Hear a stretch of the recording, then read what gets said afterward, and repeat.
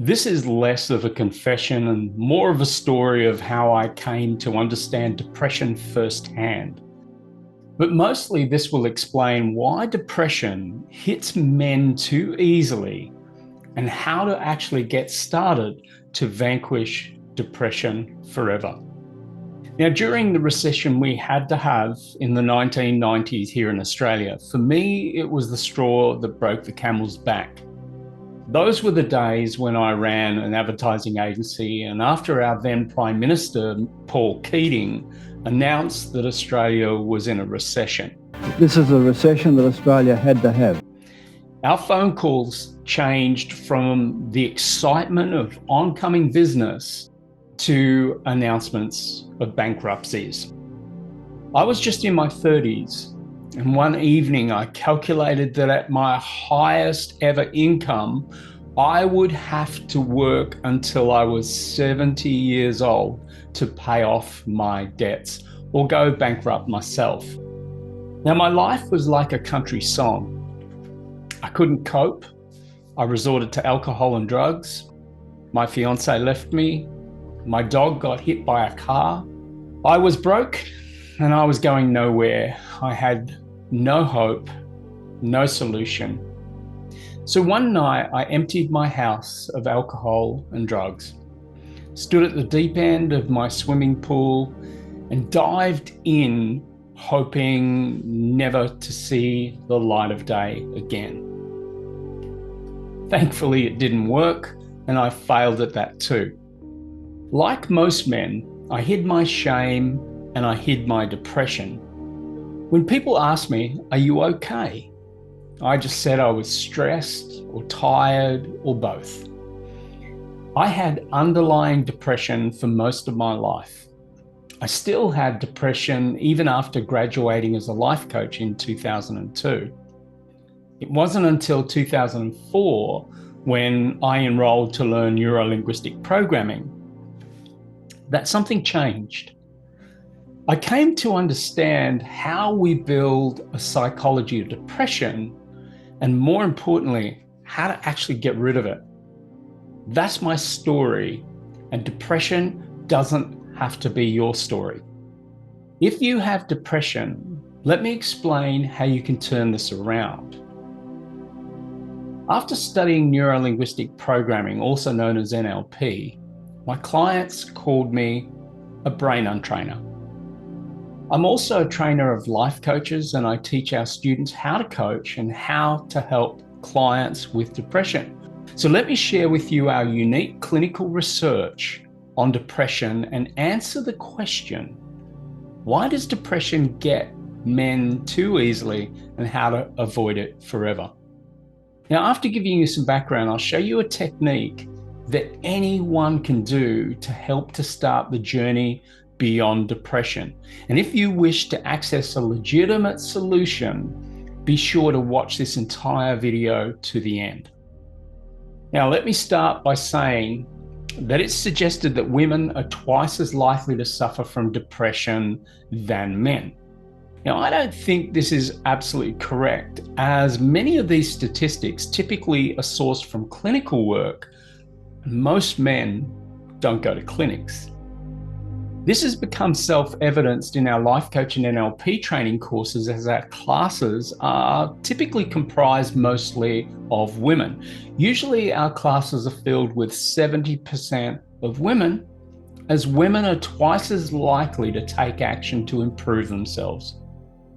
Men, on the other hand, are more likely to ignore or suppress any symptoms such as depression because, like me, they don't wish for anyone to see that they haven't got it together. Men, something you need to know is that my clients who work with me do so in a space of complete confidentiality. Men ignoring their issues was addressed in the RUOK campaign. Now, it began in Australia in 1995 due to a much-loved Barry Larkin, who was far from okay. His suicide left family and friends in deep grief with endless questions. In 2009, his son Gavin Larkin chose to champion just one question to honour his father and to try and protect other families from the pain he endured and launched RUOK. My father took his own life in 1995 and it was devastating. Now, when it comes to depression, men respond differently than women and are less likely to communicate their distress. They all too often go it alone, as they do in so many areas of their lives. To be able to cope, they often turn to self-medication, sometimes with excessive TV viewing, disproportionate sexual activity, or excessive drinking, and sometimes drugs. During COVID in 2020, a study by the Institute of Family Studies found that only a quarter of men said they would seek help from a mental health professional. Almost 25% said they would not seek help from anyone. Now, adult men said they would be least likely to seek help from a phone helpline, with around 80% indicating they would be very unlikely or unlikely to seek help from this source. This is a huge problem for our families, as men are not turning to help, and that's why I produced this video. I want more men to see this information and to understand that not reaching out for help is not only hurting them, but the people they love. In 2004, I began specializing in helping both men and women with depression. I noticed that most women booked themselves into our clinic, while the large majority of men's appointments were made by their partners or a concerned family member. So let me share with you how depression enters our lives and what you can do to remedy it. Depression doesn't just come out of the blue. It usually starts with a trigger, a traumatic event. Now, while experts are still figuring out the concrete causes of depression, we do know that the likelihood of you experiencing depression can be influenced by your current circumstances, experiences you've had in the past, and even your genetics.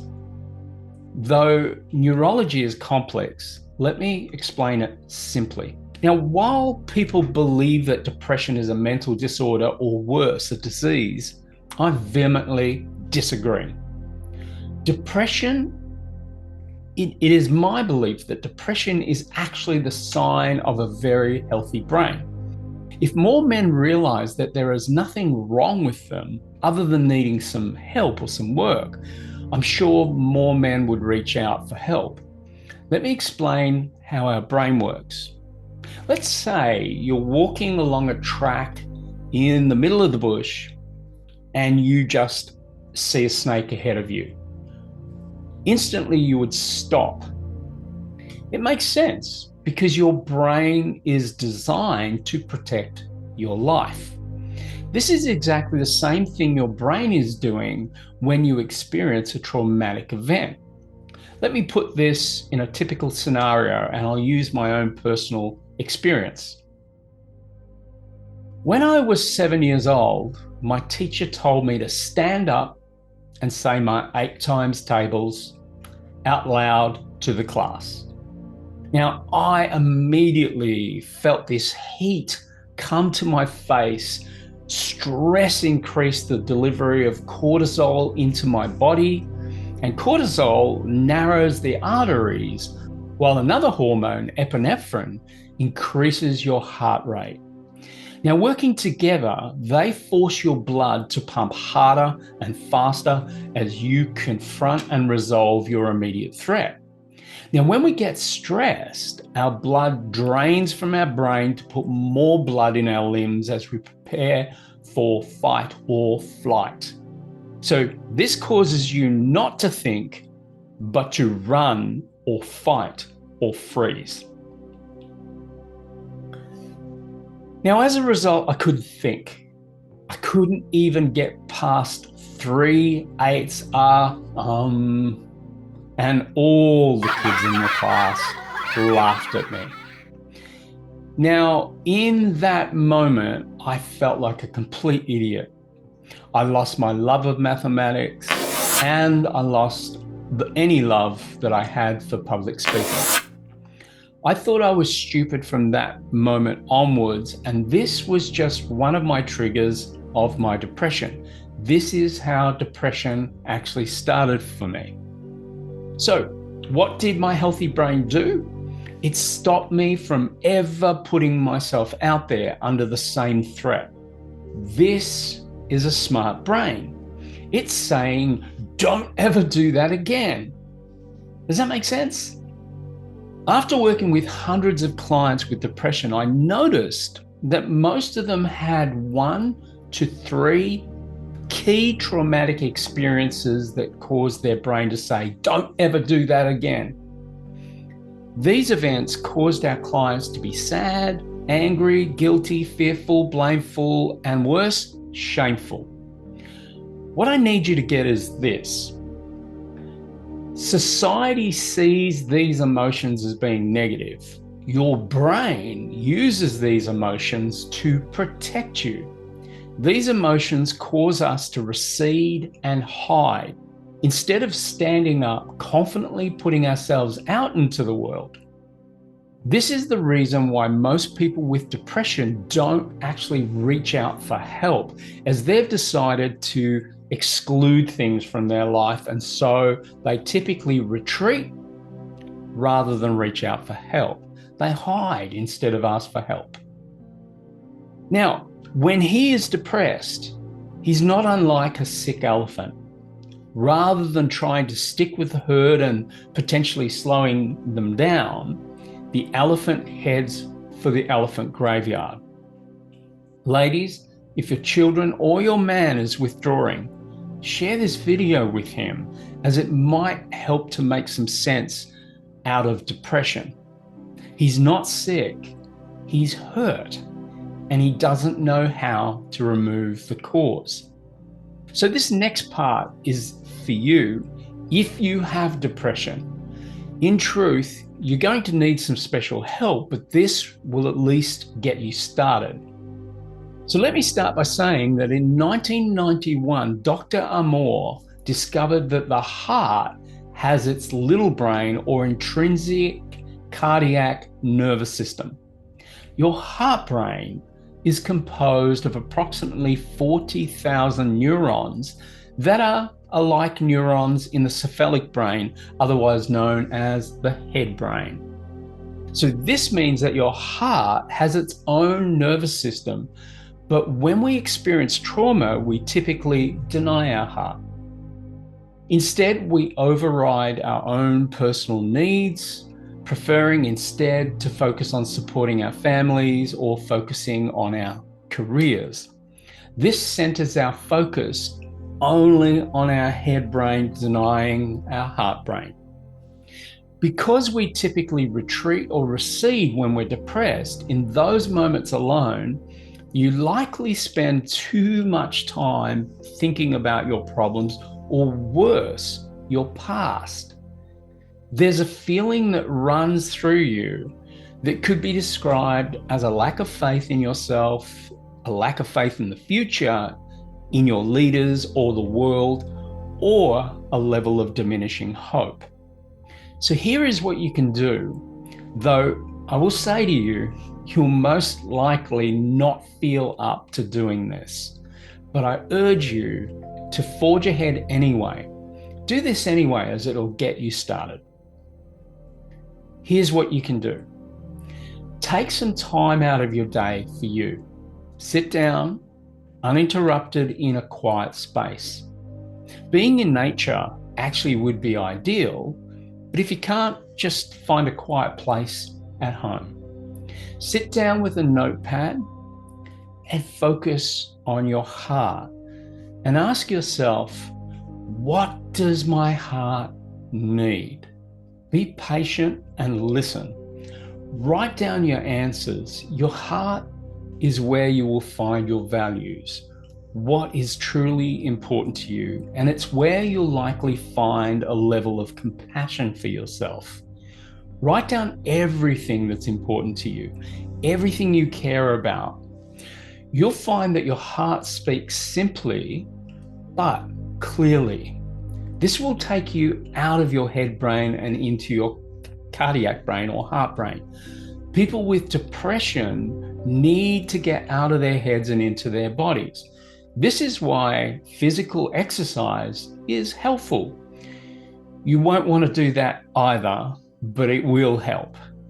To move beyond depression, you need to start by finding small glimmers of hope, small goals, minor aspirations, anything that helps you to start moving forward. Now, I discovered this when one of my clients who had depression told me that he had no ambition at all. Nothing. I started our session by asking him what he liked to do, what he used to like doing, and got him to commit to putting some of these things in his diary, scheduling them out. Now, these weren't big deals. They were things like going fishing with his best friend, picnics with his family, playing board games with his wife. And in our next session, he said that just by finding these things that he once loved or liked, he felt a wet blanket of weight fall off him. Of course, all my work is confidential. I can't mention names unless I get permission from my clients. So let me give you some examples so you know you're not alone, but hope is there for you. Phil Hale had depression. He said, for over 30 years, I felt a deep sadness and loneliness from a tragedy that struck our family. In just one session, all that dross just melted away. He went on to say, I have not felt this freedom in over 30 years. You can truly be free from negative feelings when you work with a professional brain untrainer. Rebecca was depressed and anxious and could barely get out of bed. The only way forward she could see was to end her life. Her mother encouraged her to work with me. Rebecca's life changed completely from that point. She no longer has depression or anxiety, which plagued her for 20 years. She is now able to regulate her emotions, which has had a positive impact on her personal and professional life. She now has purpose in her life. Andrew said he's the best he's been in 30 years, and his family even say that he looks better, and it's all due to removing his blocks and his renewed motivation. To vanquish depression, you must know that depression is not forever, and help is at hand. You can be free of it. Now, I don't believe that this video alone will help you to remove depression from your life, but it's a good start. And I've found that most people just need a small step to begin with. Now, if you would like to talk about how to get the help you need and live a life beyond depression, I'll be sure to put a link below, or go to lifebeyondlimits.com.au/help. And I promise you that I will personally help you to get out of depression. But I need you to step forward. I need you to say, I'm not okay. But start by getting out your notepad and have a conversation with your heart. It might not sound like much, but it's a great start. My name is Rick Schnabel, and depression is not an illness, and you can literally be free of it. It's time to take stock and turn over a new leaf. You can do this.